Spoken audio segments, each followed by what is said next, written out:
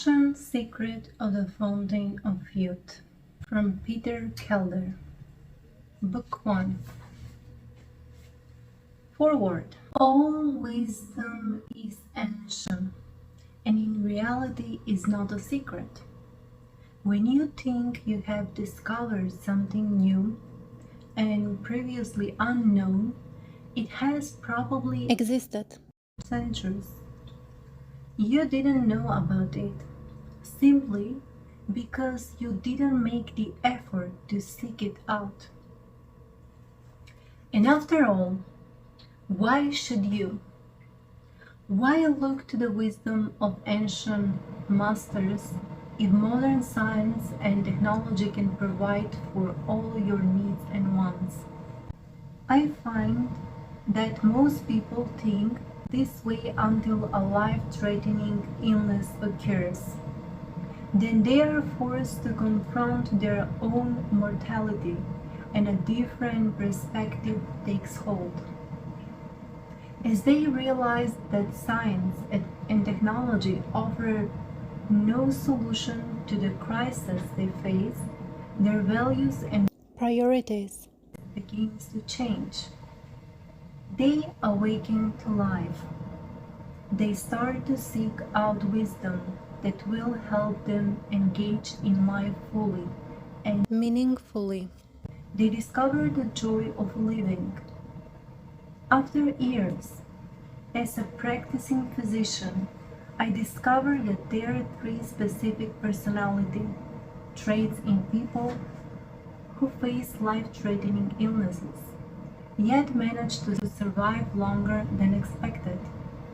They have a fighting spirit, a willingness to learn and change, and spiritual resourcefulness. Then I recently read the words of Mahatma, who said that a healthy individual displays 3 qualities: action, wisdom, and devotion. In other words, he had written the same thing that had taken me years to discover on my own. If I had sought out these words long ago, I could have used their wisdom to help more people, and I could have saved myself a good deal of time and energy. In the same manner, this book can save you time and energy. It contains very practical information and a great deal of wisdom, which you can use to start the process of youthing. And it can help you achieve a healthier and more fulfilling life. As you begin to read its pages and put its wisdom into practice, please keep in mind these few words of advice. First, as you follow the instructions in this book, be kind to yourself. If you are too demanding, you'll only be setting yourself up for failure. Instead, proceed at your own pace and in your own style. Take delight in your progress, even at times when progress is slow. Remember, youthing is a process, and it can work only so long as you enjoy it. Next, see yourself as a person you want to be. Studies have shown that body chemistry is altered by the role an actor plays. The truth is, we are all actors on life's stage, and all our lives are shaped by the parts we choose to play. To recast yourself in a different role, change the way you see yourself, and the world will change its perception for you. And just as actors and athletes rehearse and practice, so must you. Let this book be your coach. Use it not to avoid death, but to enhance the quality of your life. Use it to find greater joy in living. Then be happily surprised by how long you live.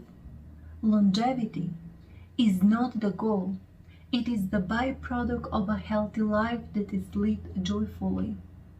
Finally, never forget that the source of the fountain of youth is you. You are in charge. You have the power to activate the life and death mechanisms in your own body. I say this not to blame you, but to empower you. Don't wait until you are near death before you awaken to life. Begin now to live life fully and set the youthing process in motion. Peace, Barney S. Siegel, M.D. About the author, Peter Kelder was raised by adoptive parents in the Midwest United States, and while still in his teens, he left home to embark on adventures that took him around the world to many distant and exotic lands. He became an educated, polished, and articulate man, conversant in many languages, and throughout his life he maintained a love of books, libraries, words, and poetry. Kelder asserts that Colonel Bradford, the pseudonym for his book's main character, was a real individual who did travel to Tibet and whom he did meet in the 1930s in Southern California, where his book was written. However, Kelder is an intensively private man who does not wish to reveal more to the public than these brief details. He feels that his book speaks for itself and that issues concerning himself and Bradford can serve only to detract from the validity of the simple, straightforward message which is his offering to the world. While he does not reveal when he was born, Mr. Kelder is very much alive, well, and productive today, nearly 60 years after his book was first published. Part 1. Every man desires to live long, but no man will be old. Jonathan Swift. One afternoon, some years ago, I was sitting on a park reading the afternoon paper when the elder gentleman walked up and seated himself alongside me. Appearing to be in his late 60s, he was gray and balding, his shoulders dropped, and he leaned on a cane as he walked. Little did I know that from that moment forward the whole course of my life would change. It wasn't long before the two of us were engaged in a fascinating conversation. It turned out that the old man was a retired British Army officer who had also served in the diplomatic corps for the Crown. As a result, he had traveled at one time or another to virtually every corner of the globe. And Bradford, as I shall call him, though it is not his real name, held me spellbound with highly entertaining stories of his adventures. When we parted, we agreed to meet again, and before long a close friendship had developed between us.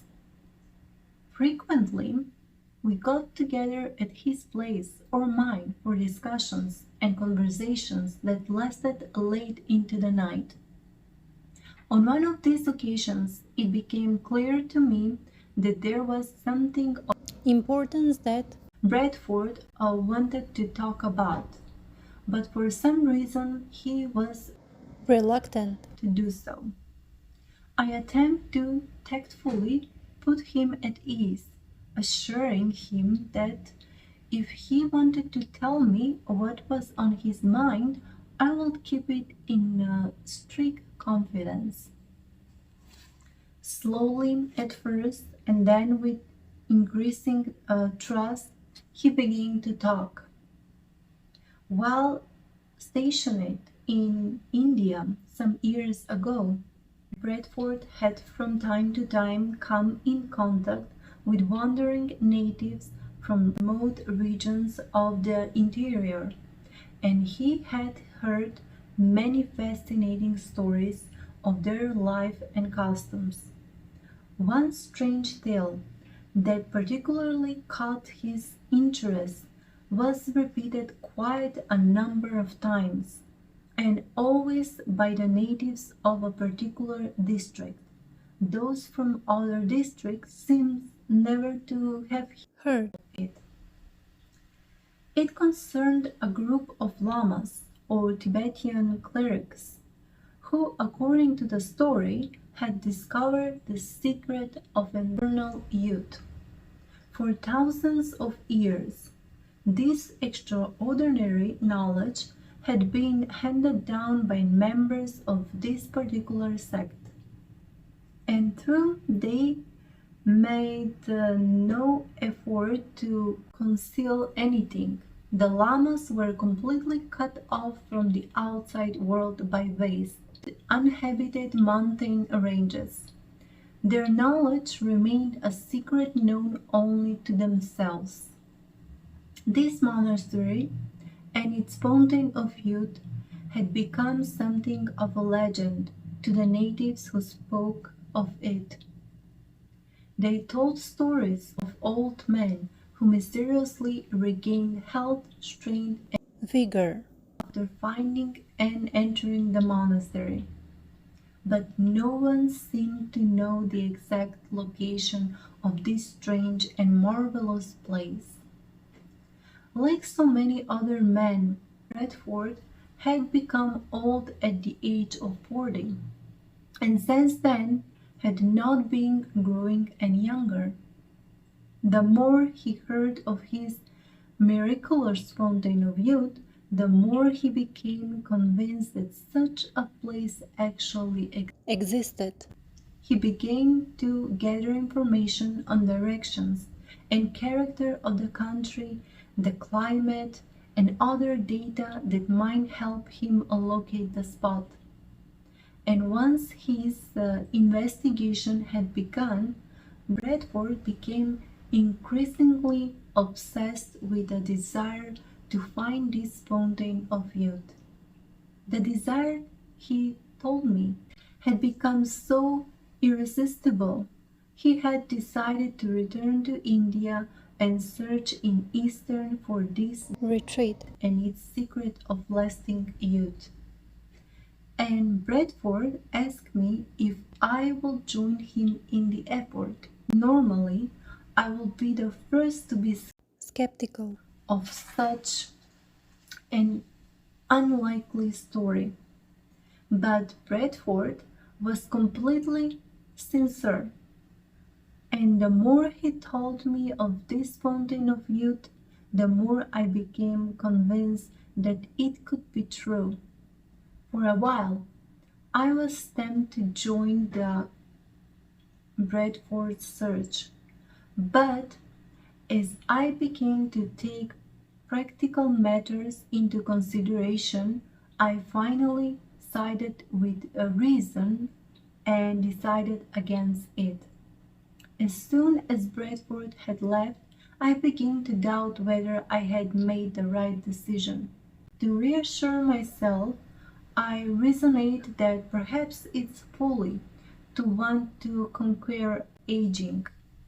Perhaps we should all simply resign ourselves to growing old gracefully and not ask more from life than others expect. Yet in the back of my mind, the hunting possibility reminded a fountain of youth. What a thrilling idea!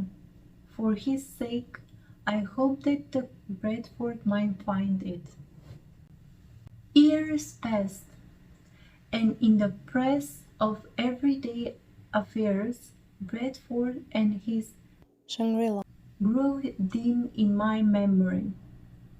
Then one evening, on returning to my apartment, I found a letter in the Bradford's own handwriting. I quickly opened it and read a message that appeared to have been written in joyous anticipation. The Bradford said that in spite of frustrating delays and setbacks, he believed that he was actually on the verge of finding the Fountain of Youth. He gave no return address, but I was relieved to at least know that Bradford was still alive. Many more months passed before I heard from him again. When a second letter finally arrived, my hands almost Tremble. as I opened it. For a moment I couldn't believe its contents. The news was better than I could possibly have hoped. Not only had Bradford found the Fountain of Youth, he was bringing it back to the States with him and would arrive sometime within the next 2 months. 4 years had elapsed since I had last seen my old friend, and I began to wonder how he might have changed in that period of time. Had this fountain of youth enabled him to stop the clock and advancing age? Would he look as he did when I last saw him, or would he appear to be only 1 year older instead of 4? Eventually, the opportunity to answer these questions arrived. While I was at home alone one evening, the house phone rang unexpectedly. When I answered, the doorman announced, "Bradford is here to see you." A rush of excitement came over me as I responded, "Send him right up." Shortly, the bell rang and I threw open the door. But to my disappointment, I saw before me not Bradford, but another much younger man. Nothing my surprise, the strange said, "Weren't you expecting me?" And then in a friendly voice he added, "I thought I would be receiving a more enthusiastic welcome. Look closely at my face. Do I need to introduce myself?" Confusion turned to bewilderment and then amazed disbelief as I stared at the figure before me. Slowly I realized that the features of his face did indeed resemble those of Bradford. But this man looked as the Bradford might have looked years ago in the prime of his life. Instead of a stooping, sallow old man with a cane, I saw a tall, straight figure. His face was robust, and he had a thick growth of dark hair with scarcely a trace of gray. "It is indeed I," said Bradford, "and if you don't ask me inside, I'll think your manner badly lacking." In joyous relief I embraced the Bradford, and unable to contain my excitement, I assured him to under a barrage of questions. Wait," he protested good-naturedly. "Allow yourself to catch your breath, and I'll tell you everything that's happened." And this he proceeded to do. As soon as he arrived in North India, the Bradford started directly for the Tibetan frontier and the district where the fabled fountain of youth purposely exist. Fortunately, he knew quite a bit of the native language, and he spent many months establishing contacts and befriending people. Then he spent many months more putting together the pieces of the puzzle. It was a long, slow process, but persistence finally won him the coveted, peace. After a long and perilous, expedition into unmapped researches of the towering Himalayas, he finally found the monastery which, according to legend, held the secret of lasting youth and rejuvenation. I only wish that time and space permitted me to record all of the things that Bradford experienced after being admitted to the monastery. Perhaps it is better that I do not, for much of it sounds more like fantasy than fact. The interesting practice of the Lamas, their culture, and their utter indifference to the outside world are hard for Westerns to grasp and understand. In the monastery, older men and women were nowhere to be seen. The Lamas good naturally referred to the Bradford as the Ancient One, for it had been a very long time since they had seen anyone who looked as old as he. To them, he was a most novel sight. For the first 2 weeks after I arrived, said to the Bradford, I was like a fish out of water. I marveled at everything I saw and at times could hardly believe that was before my eyes. Soon my health began to improve. I was able to sleep soundly at night, and every morning I awoke feeling more and more refreshed and energetic. Before long, I found that I needed my cane only when hiking in the mountains. One morning, after 3 months after I arrived, I got the biggest surprise of my life. I had entered for the first time a large, well-ordered room in the monastery, one that was used as a kind of library for ancient manuscripts. At one end of the room was a full-length mirror. For the past 2 years I had traveled in the wilderness, and in all that time I had not seen my reflection in the mirror.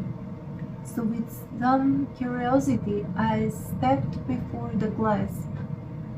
I stared at the image before me with disbelief.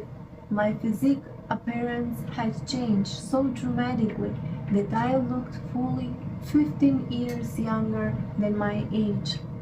For so many years I had dared to hope that the fountain of youth might truly exist. Now before my very eyes was physical proof of its reality. Words cannot describe the joy and elation which I felt.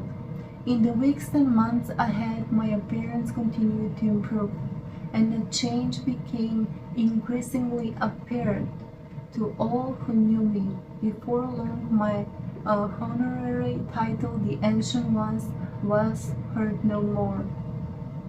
At this point, the Bradford was interrupted by a knock at the door. I opened it to admit a couple who, though they were good friends of mine, had picked an inappropriate moment to visit. Concealing my disappointment as best I could, I introduced them to the Bradford, and we all chatted together for a while. Then the Bradford rose and said, I am sorry that I must leave so early, but I have another commitment this evening. I hope I shall see you, all of you, again soon.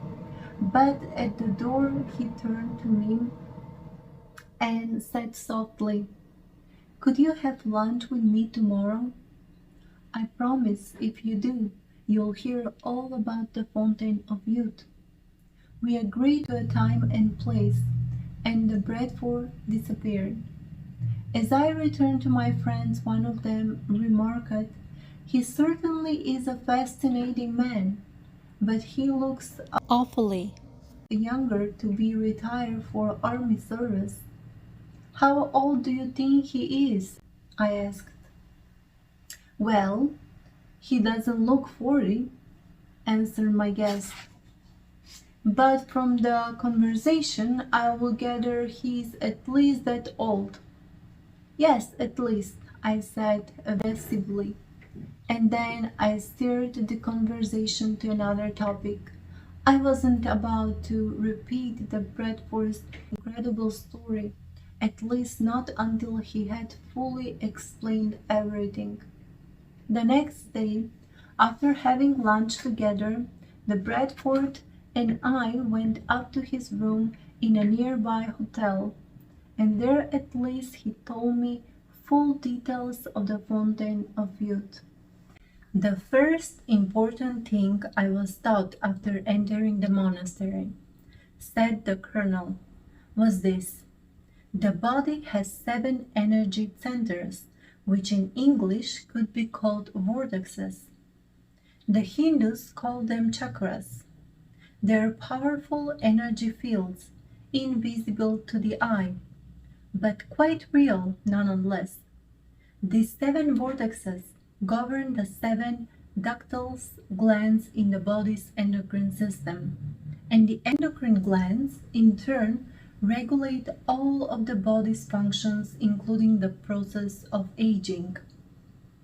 The first vortex, called the root chakra, is located at the base of the spine. The second vortex, the sacral chakra, is located in the area of the lower abdominal below the navel. The third vortex, the solar plexus chakra, is located above the navel and below the chest.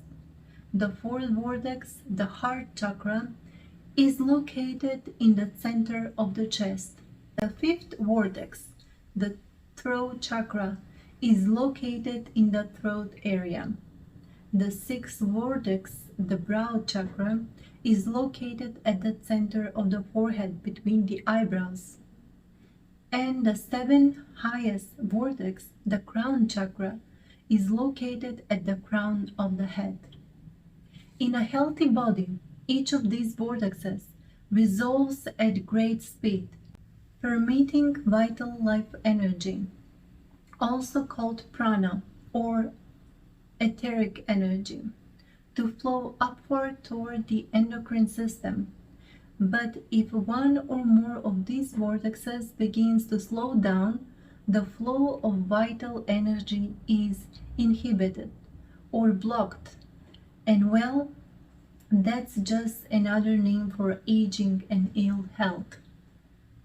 These spinning vortexes extend outward from the flesh in the healthy individual, but in the old, weak, and sickly, they hardly reach the surface.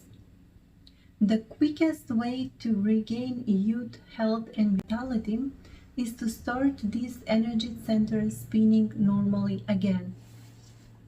There are 5 simple exercises that will accomplish this.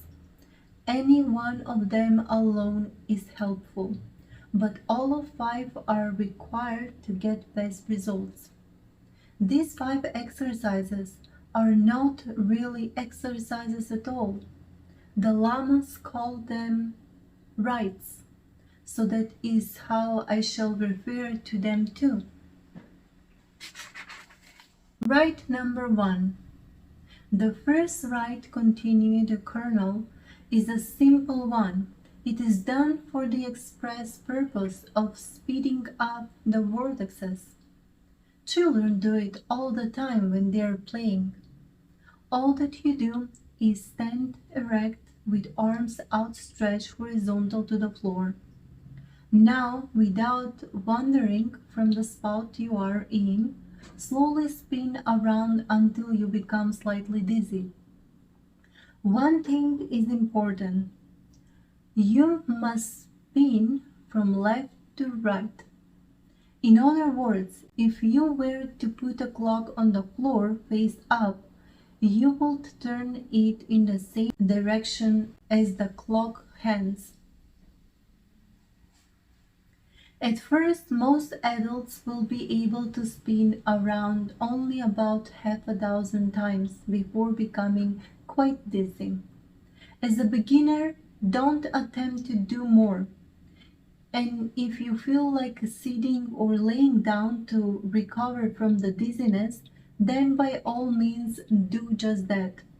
I certainly did at first, to begin with. Practice this rite only to the point of slight dizziness.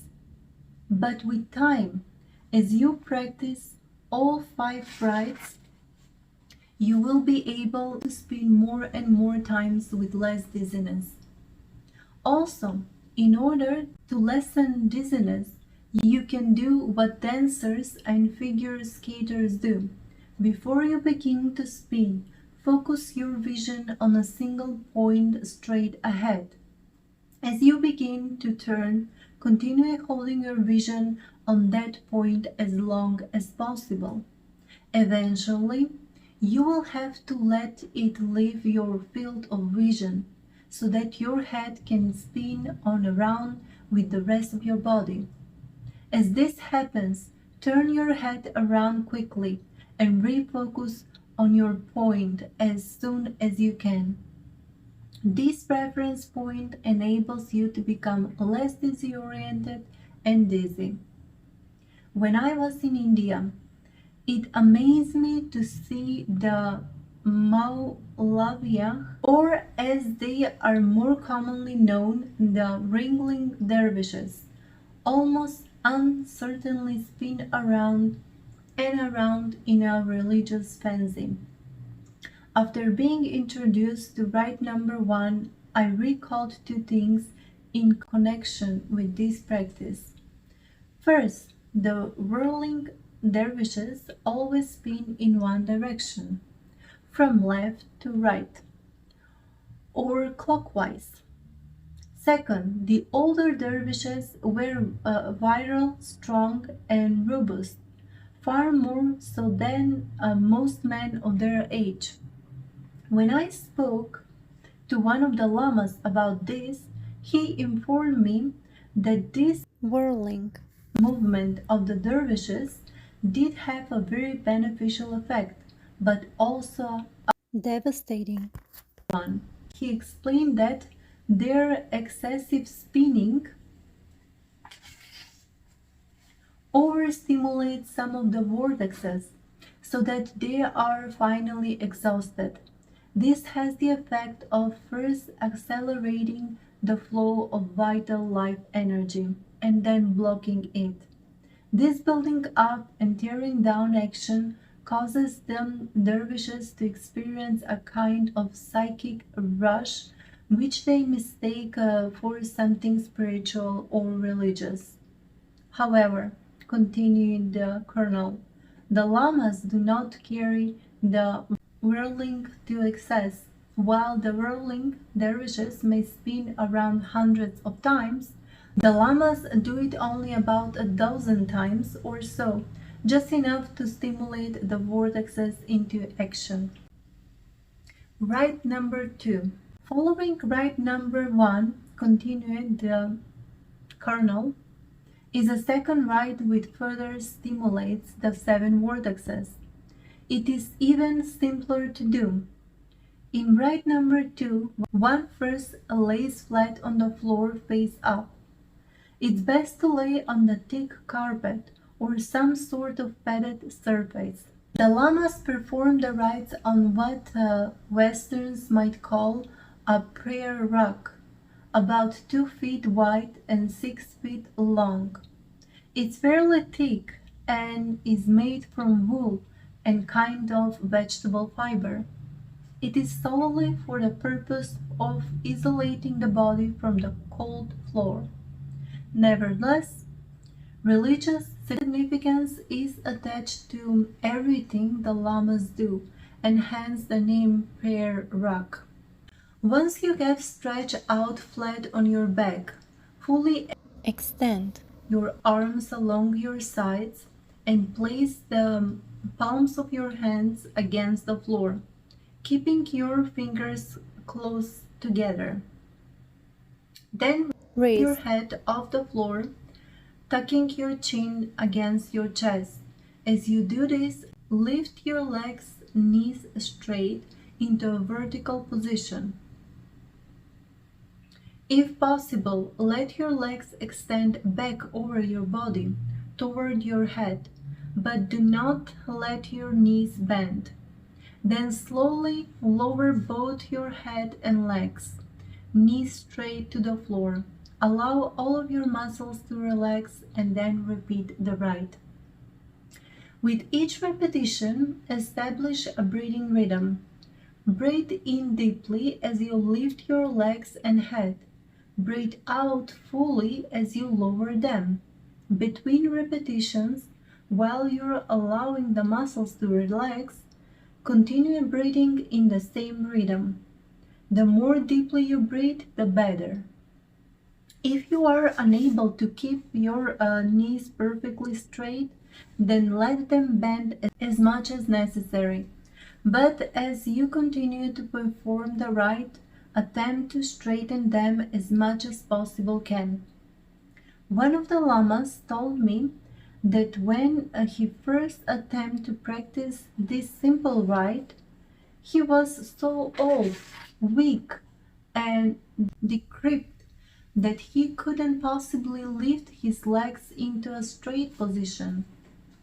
So he started by lifting his legs in a bent position so that his knees were straight up and his feet were hanging down. Little by little, he was able to straighten out his legs until at the end of 3 months he could raise them straight with perfect ease. I marveled at this particular lama, said the colonel. When he told me this, he was the perfect picture of health and youth, although I knew he was many years older than I. For the sheer joy of exerting himself, he used to carry a lot of vegetables, weighing fully 100 pounds, on his back from the garden to the monastery several hundred feet above. He took his time, but never once stopped on the way up. When he arrived, he didn't seem to be in the least exhausted. The first time that I attempted to follow him up the hill, I had to stop at least a dozen times to catch my breath. Later, I was able to climb the hill as easy as he, and without my cane. But that is another story. Rite number 3. The third rite should be practiced immediately after rite number 2. It too is very simple one. All that you need to do is kneel on the floor with both knees bent and the trunk of your body erect. Your hands should be placed at arm's length against your tight muscles. Now incline your head and neck forward, tucking your chin against your chest. Then gently move your head and neck backward as far as they will go, and at the same time lean backward, arching the spine. As you arch, brace your arms and hands against your thighs for support. After arching, return to the original position and start the rite all over again. As with rite number 2, you should establish a rhythmic breathing pattern. Breathe in deeply as you arch your spine. Breathe out as you return to an erect position. Deep breathing is most beneficial. So take as much air into your lungs as you possibly can. I have seen more than 200 lamas perform this rite together. In order to turn their attention within, they close their eyes. In this manner, they could eliminate distractions and focus themselves inwardly. Thousands of years ago, the lamas discovered that all of the answers to life's Imponderable. mysterious are found within. They discovered that all of the things which come together to create our lives originate within the individual. Westerns have never been able to understand and comprehend this concept.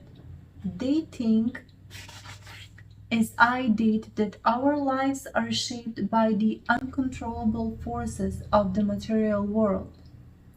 For example, most Westerns think it is a law of nature that our bodies must grow old and deteriorate. By looking within, the lamas know this to be a self-fulfilling illusion. The lamas, especially those at this particular monastery, are performing a great work for the world.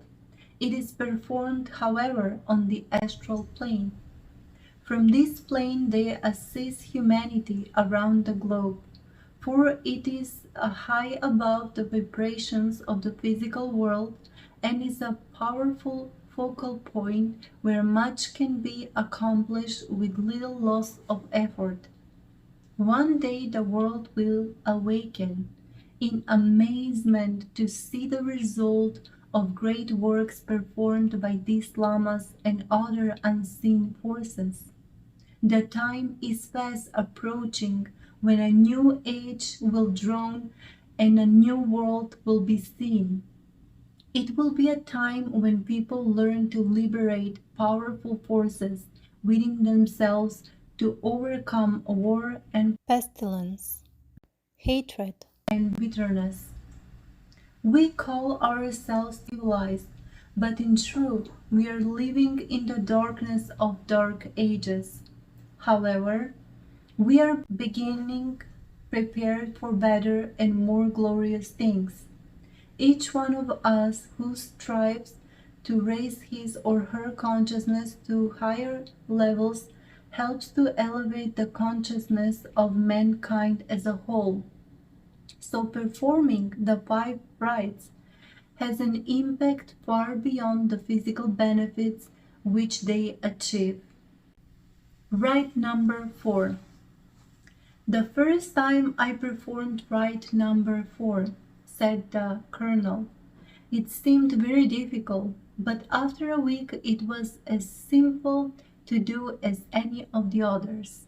First, sit down on the floor with your legs straight out in front of you, and your feet placed apart about the width of your shoulders.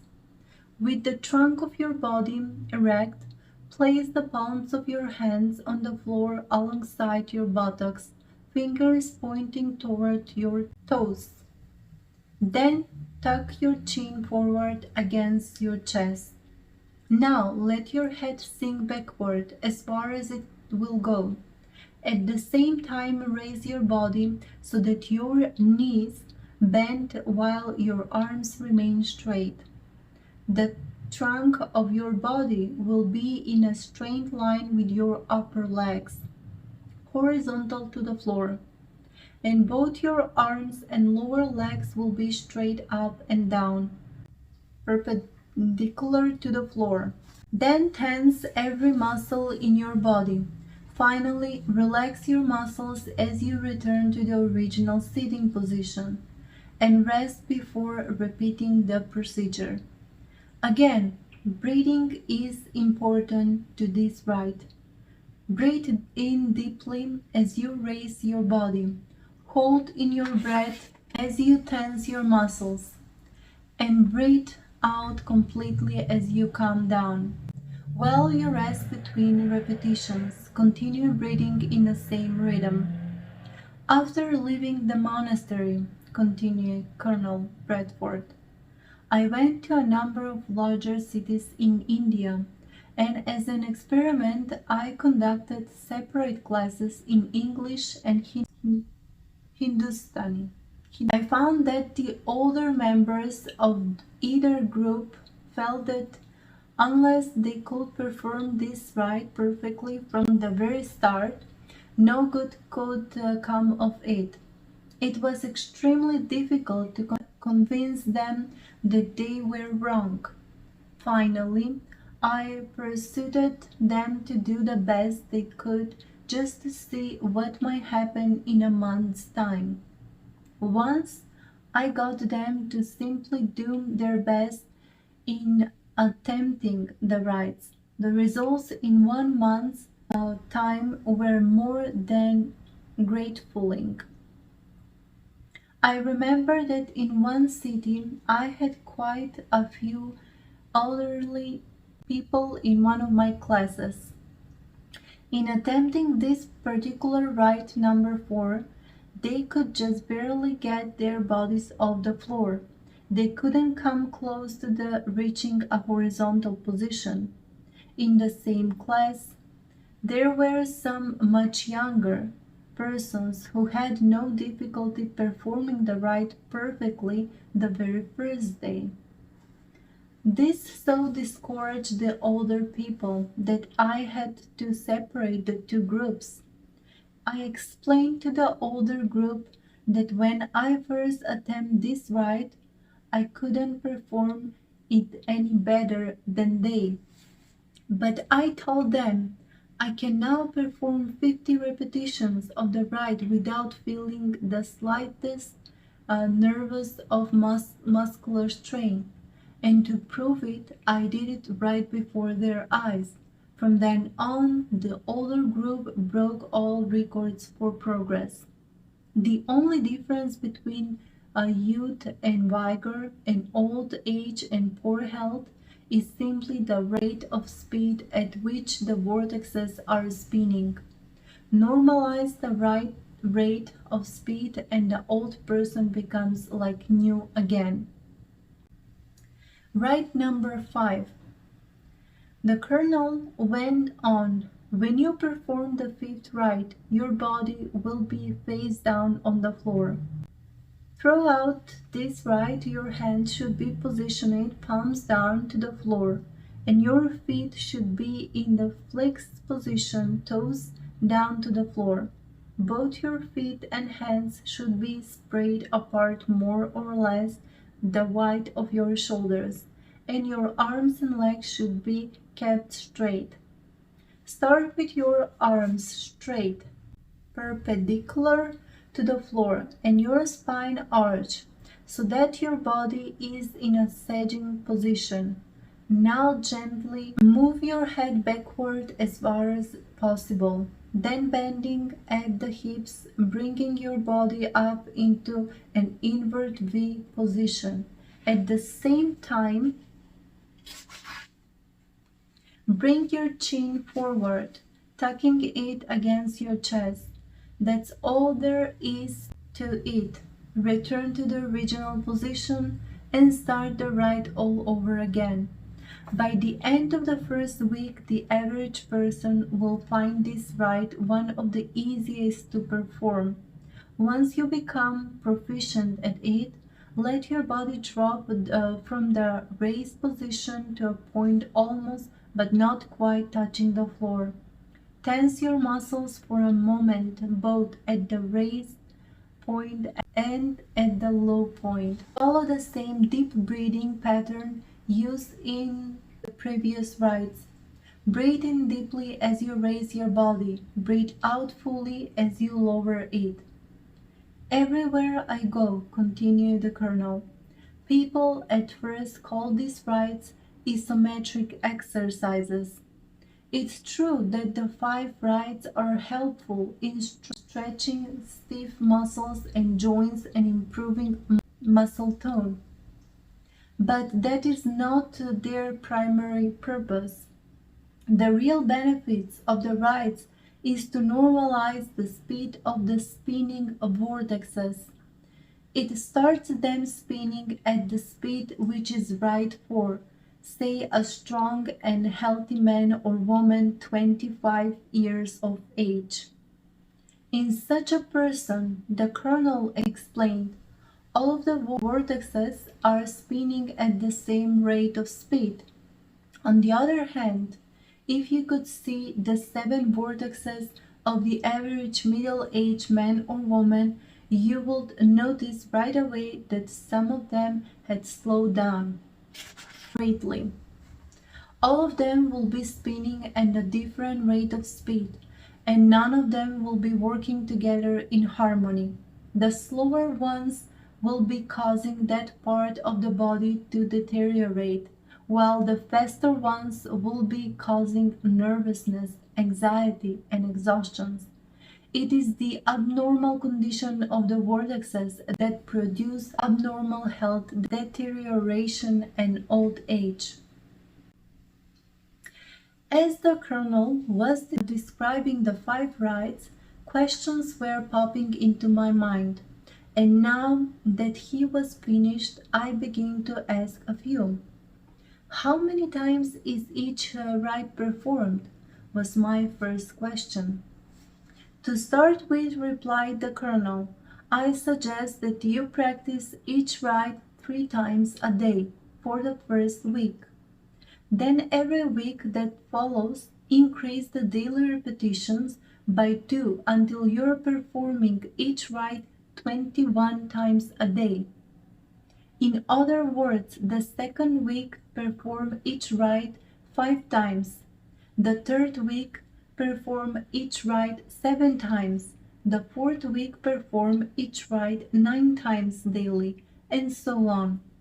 In 10 weeks' time, you'll be doing the full number of 21 rites per day. If you have difficulty practicing the first rite, the whirling one, as many times as you do the others, then simply do it as many times as you can without getting too dizzy. Eventually, you'll be able to whirl around the full 21 times. I knew a man who performed the rites more than a year before he could spin around that many times. He had no difficulty in performing the other 4 rites, so he increased the spinning very gracefully until he was doing the full 21, and he got splendid results. There are a few people who find it difficult to spin around at all. Usually, if they omit the spinning and perform the other 4 rites for 4 to 6 months, they find that they can then start to handle the spinning too. What time of day should the rites be performed? Was my next question to the colonel. They can be performed either in the morning or at night, he answered. Whichever is more convenient. I perform that both morning and night, but I would not advise so much stimulation for the beginner. After you have been practicing the rites for about 4 months, you might start performing them the full number of times in the morning, and then at night perform just 3 repetitions of each rite. Gradually increase this as you did before until you're performing the full 21. But it isn't necessary to perform the rites more than 21 times either morning or night. Attempt more only if you are truly motivated to do so. Is each of these rites equally important? I asked next. The 5 rites work hand in hand with each other, and all are equally important, said the colonel. After performing the rites for a while, if you find that you are not able to do all of them the required number of times, try splitting the rites into 2 sessions, one in the morning and one in the evening.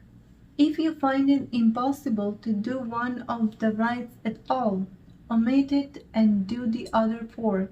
Then after a period of months, try the one you were having difficulty with again. Results may come a little more slowly this way, but they will come nevertheless. Under no circumstance should you ever strain yourself. That will be counterproductive. Simply do as much as you can handle and build up gradually. And never allow yourself to become discouraged. With time and practice, there are very few people who cannot eventually perform all 5 rites 21 times a day. In attempting to overcome a difficulty with one of the rites, some people become very inventive. An old fellow in India found it impossible to properly perform rite number 4 even once.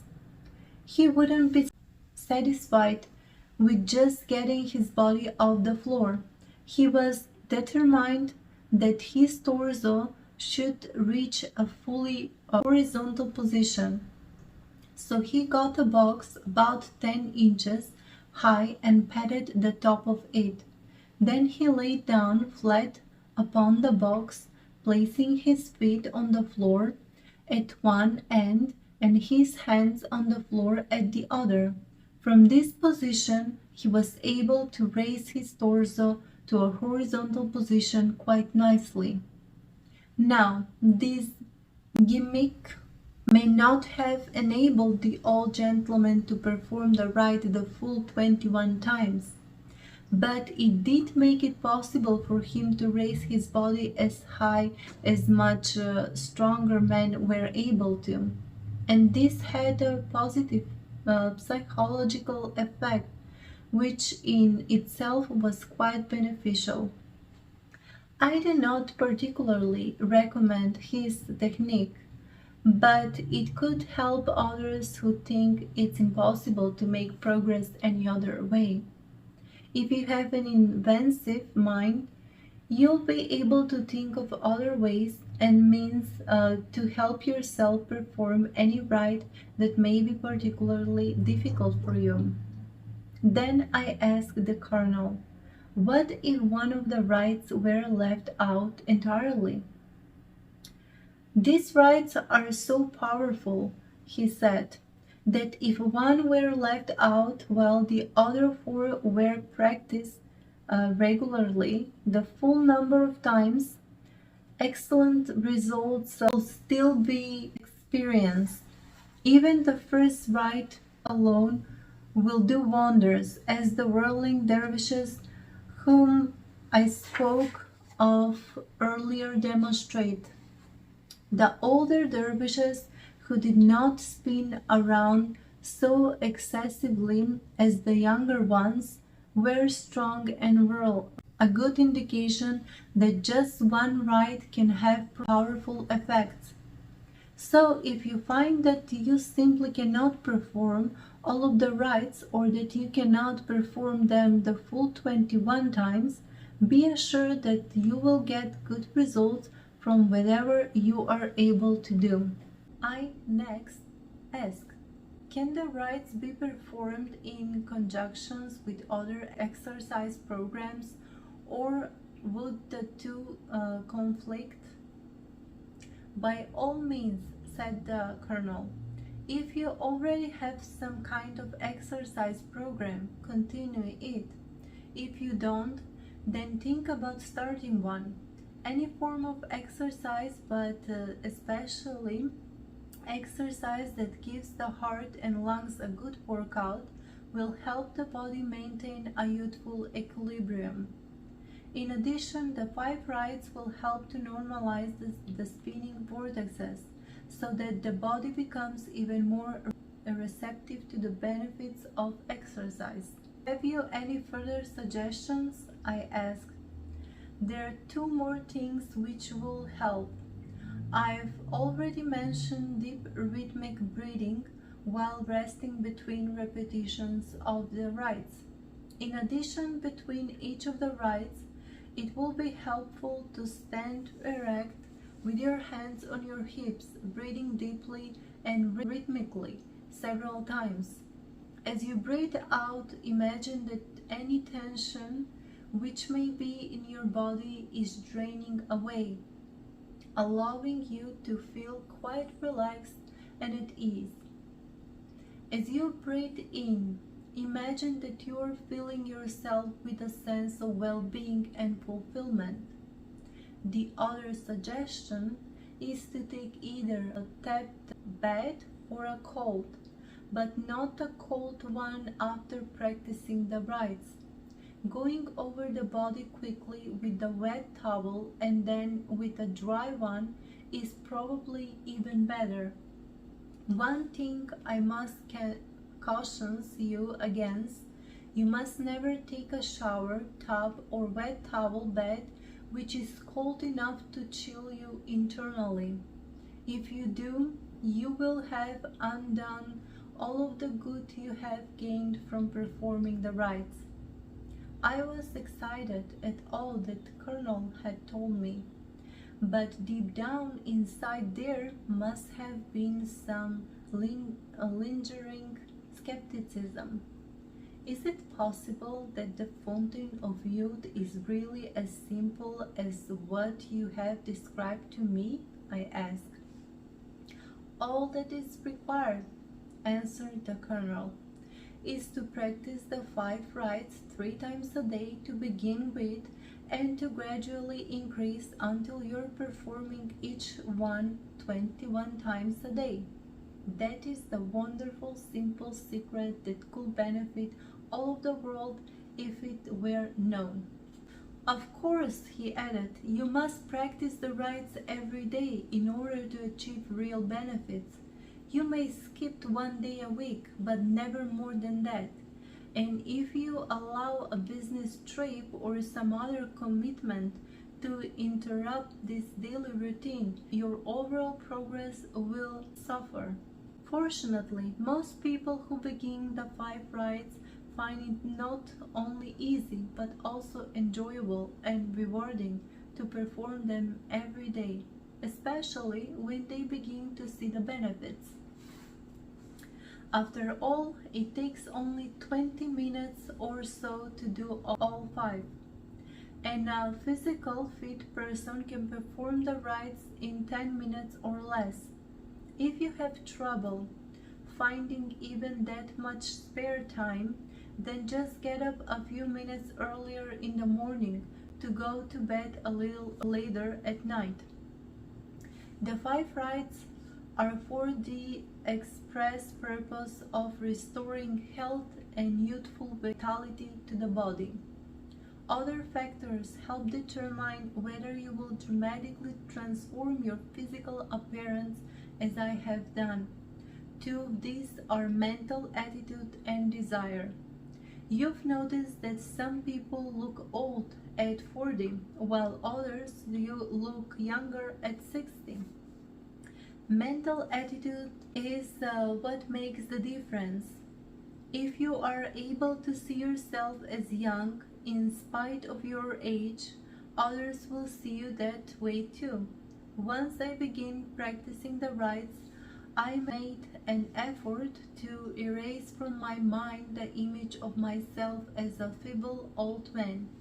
Instead, I fixed in my mind the image of myself when I was in the prime of life, and I put energy in the form of a very strong desire behind that image.